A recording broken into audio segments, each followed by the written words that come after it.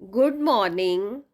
Welcome to all in Blessing Waves channel for blissful life. Blessing Wave channel में आप सबका स्वागत है, अभिवादन है, अभिनंदन है। आज की इस कड़ी में हम आपके समक्ष पहला एपिसोड लेकर के उपस्थित हैं कि दुआएं हमें कैसे मिलती हैं और हम आनंदपूर्ण जीवन अपना किस प्रकार से व्यतीत करें, क्योंकि हम सभी चाहते हैं हमारे जीवन में आनंद हो, खुशियाँ हो। तो हमने पिछले वीडियो में जाना कि ब्लेसिंग का अर्थ क्या है, दुआएं, कृपा, बख्शीश, आशीर्वाद, छत्र छाया और आशीष। अगर हम देखें तो हमारे पास ये ब्लेसिंग्स हैं। ब्लेसिंग्स किस किस की? प्रभु की छत्र छाया हमारे ऊपर है, क्योंकि ये जीवन हमें मिला, इसमें ईश्वर ने सारी अवस्था और व्यवस्था हमें प्रदान की। ये प्रभु की छत्र छाया है। माता पिता की आशीष, पेरेंट्स हमें अनकंडीशनल लव देते हैं, हमारी पालना करते हैं। बड़ों की आशीर्वाद, बड़े टीचर्स, गुरु, वो हमें आशीर्वाद देते हैं। परिवार की दुआएं हमारे साथ हैं, शुभ भावनाएं, शुभकामनाएं हमारे साथ हैं। समय की बख्शीश भी है, यानी कि हम आज हैं, आज का दिन, आज की तारीख हमें देखने को मिली है, तो ये समय की भी छत्र छाया है, बख्शीश है। अब बाकी रही बात, वो है स्वयं की, स्वयं के ऊपर दुआ, यानी कि हम अपने ऊपर कृपा करें तो फिर इन सब की कृपा हमारा सहयोग करेगी, क्योंकि इन सब की कृपा तो है ही। अगर हमारी अपने ऊपर अपनी कृपा नहीं है तो इन सब की कृपा हमें फायदा नहीं पहुंचाती है। तो आइए अब हम अपनी कृपा अपने ऊपर करने का प्रयास करें, मेहनत करें। पहले हमने जान लिया है कि कृपा का अर्थ क्या है। कृपा में क्री और पा, ये दो अक्षर हमें संदेश दे रहे हैं, कर और पा, यानी कृपा चाहिए तो कुछ करो और फिर प्राप्त कर लो, क्योंकि सबकी दुआएं, आशीष, बख्शीश, आशीर्वाद हमारे साथ है। लेकिन अगर कमी है तो हमारी खुद की है, तो हम कुछ करें और इन दुआओं को सफल कर लें, यानी ये आशीर्वाद फिर हमारे लिए फलीभूत हो जाए। तो करना और पाना, जैसा करेंगे वैसा पाएंगे, जितना करेंगे उतना पाएंगे, हो सकता है उससे बढ़कर के पाएं। और ये सच्चाई है, जितना करते हैं हम उससे कई गुना मल्टीपल होकर के हमें प्राप्त होता है, चाहे अच्छा चाहे बुरा। तो आज हम एक कहानी के माध्यम से इस विषय को समझेंगे कि हम जो करते हैं वो हमें प्राप्त होता है। तो कहानी इस प्रकार है। आइए इस कहानी के माध्यम से हम जानेंगे कि किस तरह से जो हम करते हैं वो हमें कई गुना होकर के प्राप्त होता है। तो ये कहानी है एक राजा की। एक राजा थे, उन्हें महल आदि बनवाने का बहुत शौक था। उसके लिए उन्होंने एक मंत्री को ये जिम्मेवारी दे रखी थी कि वो कुछ कुछ समय बाद नए नए महल अलग अलग राज्यों में तैयार करवाते थे और राजा उनको देख करके प्रसन्न होते, फिर मंत्री को इनाम दिया करते थे। तो इस प्रकार कई वर्ष बीत जाते हैं।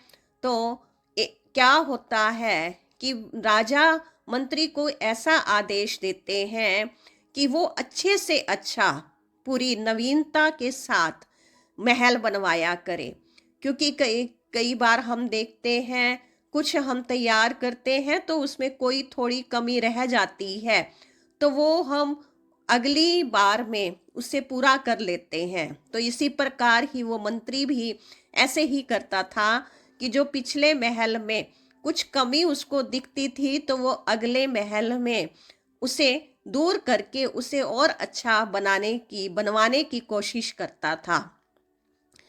तो ऐसा करते करते बहुत वर्ष बीत गए।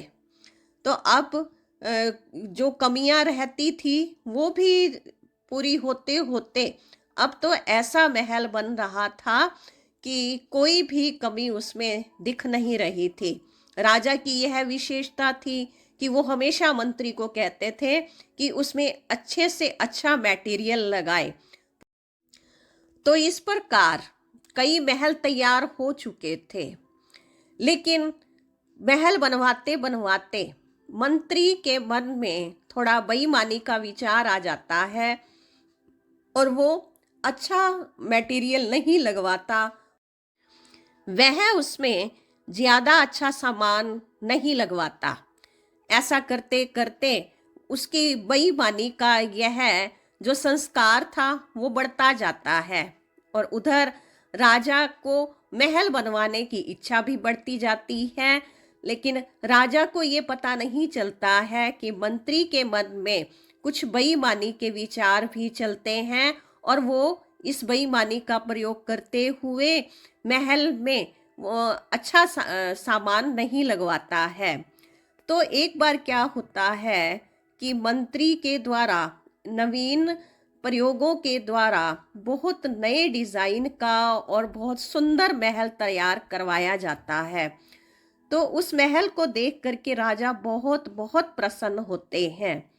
अब राजा के मन में विचार आता है, वैसे तो वो हर बार ही मंत्री को पुरस्कार दिया करते थे, तो सोच रहे थे वो राजा कि इस बार मैं इसको कुछ अलग ही एक पुरस्कार दूंगा।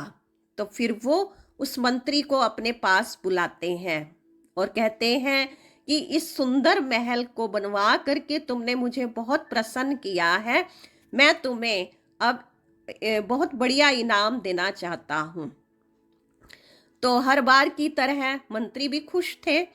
तो इस बार राजा ने क्या किया, जो सुंदर महल अब की बार बना हुआ था उसके कागजात मंत्री को देते हैं, उसकी चाबियां उसको देते हैं कि यह महल तुम्हें इनाम के रूप में दिया जाता है। तो इस कहानी को सुन करके आप ये बताएं कि यह पुरस्कार प्राप्त करके क्या मंत्री बहुत खुश हुआ होगा? क्योंकि इनाम लेकर के, पुरस्कार लेकर के हर व्यक्ति खुश होता है। तो हमें लगता है कि अगर आपने कहानी को ध्यान से सुना है तो आपका जवाब होगा कि मंत्री खुश नहीं हुआ होगा, वो बहुत ही उदास निराश हुआ होगा। उसके पीछे क्या कारण है? क्योंकि वो खुद जानता था मैंने इस महल को किस तरह से बनवाया है, इसमें कैसा सामान लगवाया हुआ है। तो अब वो बहुत बहुत पछताता है और अपना सिर पीटता है, रोता है, दुखी होता है, उदास होता है। वो सोचता है कि अगर मुझे पहले पता होता तो मैं अच्छा सामान लगवाता और बढ़िया से बढ़िया लगवाता, परंतु ये मुझे पहले पता नहीं था। राजा का मुझ पे विश्वास था, लेकिन मैंने ये क्या किया। अब वो बहुत पछता रहा है, लेकिन उस पछताने से अब उसको कोई भी फायदा होने वाला नहीं है। तो भाई बहनों, इस कहानी से हमें क्या शिक्षा मिलती है कि हम जो भी करते हैं, सोचते बोलते हैं, वो हमारे पास ही लौट कर आता है और वो कई गुना लौट करके आता है। यहाँ हमने देखा कि मंत्री सोच रहा था कि वो अगर मुझे पहले पता होता तो मैं इस प्रकार का घटिया सामान उसमें ना लगवाता।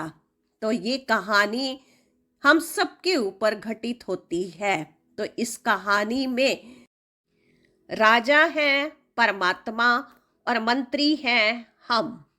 तो जैसे राजा ने विश्वास से मंत्री को कार्य सौंपा हुआ था, ऐसे ही ईश्वर ने हम सब पे विश्वास और प्रेम करके हमें ये जीवन दिया है और हमारे लिए इतनी अच्छी सुंदर अवस्था और व्यवस्था दे करके हमें इस सृष्टि पर भेजा गया है।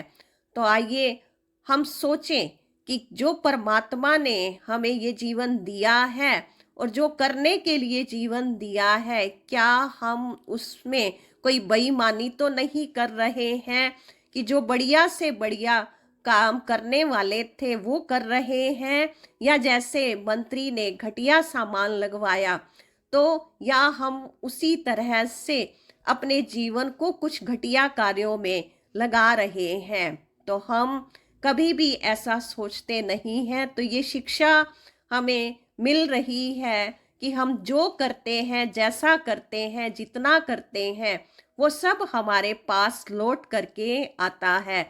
और हम ऐसा भी कहते हैं कि हमें पहले पता होता तो हम ऐसा ना करते। वास्तव में ये हम सबको पता है।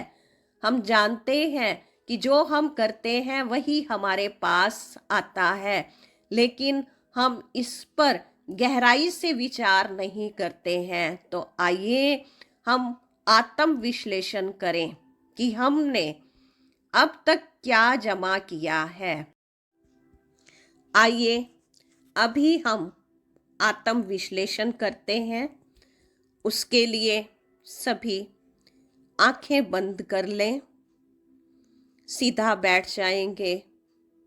आंखें बंद रखते हुए लंबी गहरी सांस लें और छोड़ दें। अब हम अपने आप से बात करते हैं, आत्म चिंतन करते हैं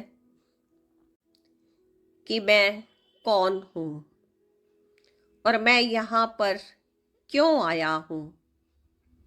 मुझे ईश्वर ने इस संसार में किस लिए भेजा है। क्या मैं ईश्वर के द्वारा बताए हुए मार्ग पर चल रहा हूँ? क्या मैं अपने जीवन को मूल्यवान बना करके चल रहा हूँ? क्या मैं ईश्वर की दी हुई शिक्षाओं को अपने जीवन में अपना रहा हूँ? तो अपने आप से बात करें, आत्म विश्लेषण करें। तो अपने मन को कहें, कोई बात नहीं, अब तक जो हुआ सो हुआ, लेकिन आज अभी से हम प्रतिज्ञा करते हैं। हमें अच्छी तरह पता लग गया है, हम जो सोचते हैं, बोलते हैं, करते हैं, वो हमारे पास ही कई गुना लौट कर आता है। ज़रूरी नहीं है कि वो अभी ही लौट कर आए। हो सकता है कई जन्मों के बाद आए, लेकिन अब मुझे जागरूक रहना है। जब मैं सोचूं, बोलूं और कुछ कार्य करूं, तो अवश्य ही मैं उसका विश्लेषण कर लूं कि अभी जो मैं सोच रहा हूं, सोच रही हूं, वो मेरे पास आएगा। हम जो बोल रहे हैं वो घूम कर हमारे पास आएगा। तो इस प्रकार हर दिन हम अपना आत्म विश्लेषण करते रहें, अपनी चेकिंग करते रहें, क्योंकि चेक करेंगे तभी चेंज होगा। अब हम अपने आप से प्रतिज्ञा करें, स्वयं से प्रतिज्ञा करें कि अब से हम अपने विचार, बोल और कर्म को अवश्य ही जागरूक होकर कार्य में लगाएंगे। तो धीरे धीरे अपने मन को सजग करते हुए आंखों को खोल लेंगे। इस चिंतन के द्वारा, स्वसंवाद के द्वारा अपने साथ हम प्रतिदिन बैठें और अपना आत्म विश्लेषण करते रहें। तो प्रतिदिन ही हम अपना चेक करते रहें कि आज के दिन हमने क्या सोचा, बोला और किया है। आज के हमारे अकाउंट में क्या बैलेंस है। अपने जीवन को सुख और शांति, आनंद से भरपूर करने के लिए ये आत्मचिंतन अति आवश्यक है। और इसी आत्मचिंतन के द्वारा हमारे जीवन में आनंद होता जाएगा। और यही हमारे लिए विशेष कृपा है, क्योंकि कृपा अर्थात कर और पा। जो हम करेंगे वही हम पाएंगे, वही हमारे पास कई गुना होकर आएगा। हम खुश होंगे, खुशियां बांटेंगे तो खुशियां हमारे पास आएंगी। तो आप सबका बहुत बहुत धन्यवाद। तो आज की इस कहानी की शिक्षा को अपने जीवन में अवश्य धारण करेंगे। आप और हम मिलकर के अपने जीवन के विकास के लिए, अपने जीवन को आनंदपूर्ण बनाने के लिए, आइए अगली वीडियो आने तक हम इस प्रकार का आत्म विश्लेषण और चिंतन करते रहेंगे, इसका अभ्यास करेंगे। धन्यवाद।